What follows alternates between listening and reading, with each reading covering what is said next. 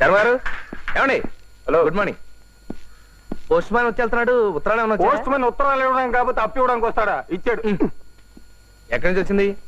ఏమో, ఎవరో లేడీస్, మనకు సంబంధించింది కాదు. కన్యాశుల్కం రాసింది ఎవరు? గురజాడ అప్పారావు. ఆ ఊరు నుంచే. కొంపతీసి విజయనగరం నుంచి కాదు కదా? అక్కడి నుంచేనయ్యా. ఉత్తరం ఏది? చింపవతలు పారేశాను. ఆ మొక్కలే దొక్కొచ్చావు నువ్వు. మిమ్మల్ని అల్లది గాలికి ఎగిరిపోతాయి. అయిపోయి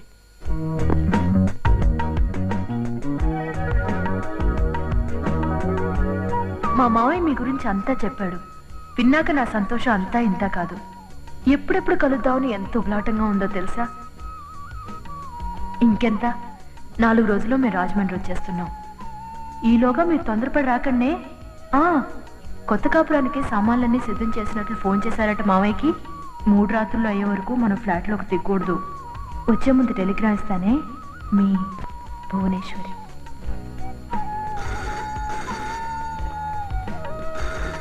హలో, ఎవరు? భాగ్యమా? ఏమిటి, కొడుకు పుట్టాడా? అడుగు రాకుండా కొడుకు ఎలా పుట్టాడు నీకు? అలా చెప్పు. ఏమయ్యా, ఆ భాగ్యం కొడుకు పుట్టినరోజట వీడియో తీయాలట. అలాగే తీస్తానంటున్నాడు. నమస్తే సార్. అభిలాష్. రేటా? నీ రేట్ ఎంతో మాకెలా తెలుస్తుంది? ఓహో, వీడియో రేటా? ఏమయ్యా, వీడియో తీయడానికి రేట్ ఎంత అని అడుగుతోంది. డబుల్ కార్డ్ బయట కొనుక్కోవాలట. 2000 దెబ్బేశారటండి. అసలు నువ్వు 150 ఇస్తుందటయ్యా. నొలక మంచం కొనుక్కోమంటుంది. 2000కి తక్కువ అయితే గిట్టుబాటు కాదంటున్నాడు. ఒప్పుకున్నాడేనా? సరే. అబ్బాయి గారు దీన్ని కొంచెం చూసి పెట్టండి. చూశాను. తీసుకెళ్లి పెంటమే పడాయి. అక్కడి నుండి తెచ్చానండి. అయితే ఏం చేయమంటావు? మ్యూజియం లో పెట్టమంటావా? కాదండి, ఇది కొంచెం అమ్మి పెట్టండి. కాఫీకి డబ్బులు రావు. అలాగేస్తారేంటి బాబు? ఏంట్రా, నా ముఖం చూస్తే పెంట మీద టీవీలు పాత సీసాలు కొనేవాళ్ళ కనిపిస్తున్నానా?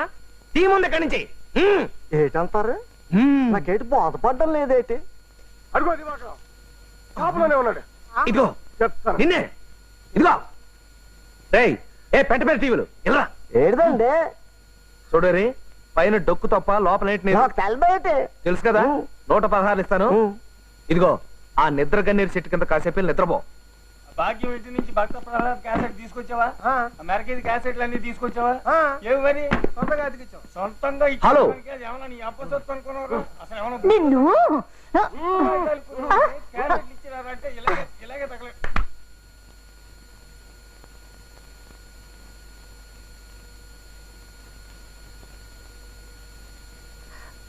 మీరు కూడా వ్యాపారం చేసుకునేవాళ్ళేగా పాపం.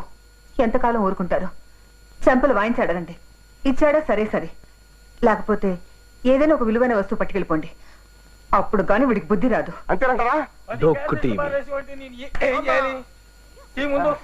సరే, నీ సంగతి తర్వాత చెప్తా. 1/2 కిలో పచ్చిమిరపకాయలు పరపరాలు వేశాను. మంటెత్తిపోయినాను. కమాన్, అర్జెంట్ గా సిటీ బాకి లేకపోతే ఈ షాపులో ఏం పట్టుకెళ్ళిపోతానో నాకు తెలియదు. అయ్య బాబు, ఇందా మూర్తి గారు కావాలంటే వీసీఆర్ పట్టుకెళ్ళండి, లేకపోతే మా శర్మ గారు చూపించట్టుగా ఈ కెమెరా పట్టుకెళ్ళండి. ఇదిగో ఆ క్యాసెట్లన్నీ పట్టుకెళ్ళండి. నా షాప్ అంతా పీకేయండి. అంతేగాని ఈ టీవీ మాత్రం పట్టుకెళ్ళదు సార్. Please please. టీవీ కావాలి. ఇదిగో శర్మ గారు, మూర్తి గారు కాళ్ళు చేతులు పట్టుకోండి. నాకు టీవీ కావాలి. మూర్తి గారు, నా షాప్ అంతా అమ్మి పట్టుకెళ్ళండి, కానీ ఈ టీవీ ఒకటి మాత్రం వదిలేండి. జీవితాంతో దీంతో బతికేస్తాను. కావాలంటే మీ కాళ్ళు పట్టుకుంటాను. నాకు టీవీ కావాలి. దీని ఖరీదు 55,000 రూపాయలు. పొద్దునే షేక్ అబ్దుల్ ఖాన్ గారు పంపించాడు. దుబాయ్ నుంచి ఈ టీవీ షిప్ లో దిగింది. ఈ టీవీ మాత్రం పట్టుకెళ్ళకండి సార్. అయితే పట్టు సైకిల్ పట్టుకెళ్ళిపోతా.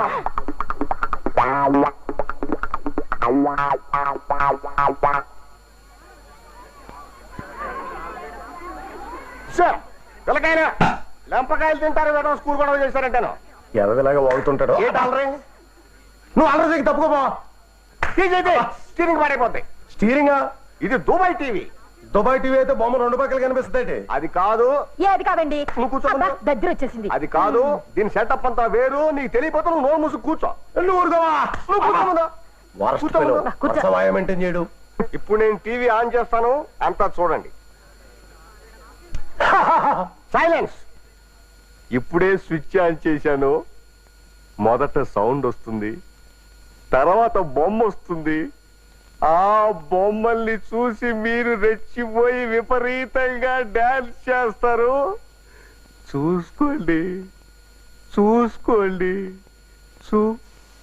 అమ్మ దీని ఇదేంటిది?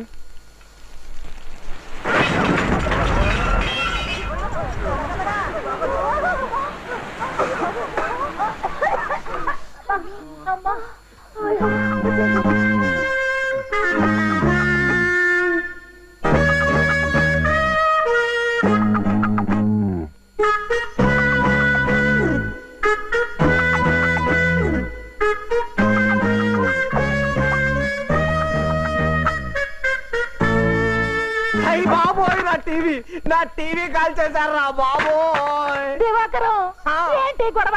ఆ గొడవ కాకపోతే ఏంటండి, ఇదేమన్నా మామూలు టీవీయా? దుబాయ్ స్పెషల్, ఖరీదు 58,000. పొద్దునే షిప్ లోంచి దిగింది. ఎన్ని ట్యాక్సులు కట్టారు. మా ఫ్రెండ్ అబ్దుల్ సులేమాన్ ఖాన్ గారు అమ్మి పెట్టమని పంపించాడు. ఇప్పుడు వాడికి నేను ఏం సమాధానం చెప్పను రా దేవుడా. మూర్తి గారు, మూర్తి గారు, ఏం సమాధానం చెప్పరు, ఏ సమాధానం చెప్పరు. ఫూ. ఇదిగో దివాకరం, ఏంటి గోల? గోల కాకపోతే ఏంటండి? నా చీటీకి నీ టీవీకి చెల్లి. ఆ. కావాలంటే ఈ 2,000 రూపాయలు ఉంచుకో. నాకు వద్దండి, వద్దు వద్దండి. చిచ్చి,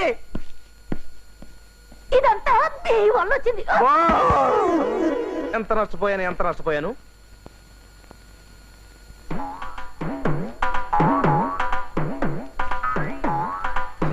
ఏంటిది? అబ్బాయి గారు, నట్టపోయింది మీరు కాదు నేను. ఏంటంటే ఇది?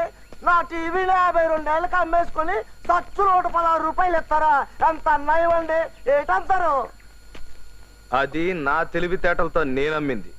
నాకు గాని కోపం వచ్చిందనుకో, నిన్ను తారు డబ్బాలో ముంచేసి మేడ్ ఇన్ మలేసియా అని అమ్మేయగలను. అమ్మో, చూడు, ఈసారి ఏదన్నా పెంట మీద వీసీ ఎరలాడుతుంటే పట్రా, అమ్మేసి 50-50 తీసుకుందాం. ఏటా అంటావ్?